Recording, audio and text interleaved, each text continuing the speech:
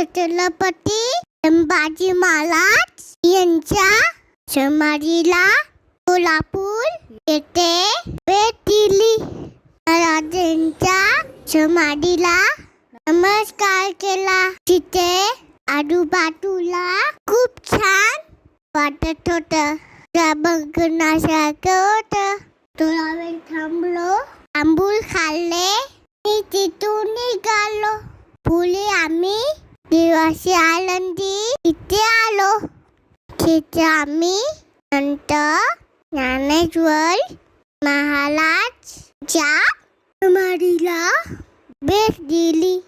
तिथे खूप गर्दी होती. तिथे थोडा वेळ बसलो.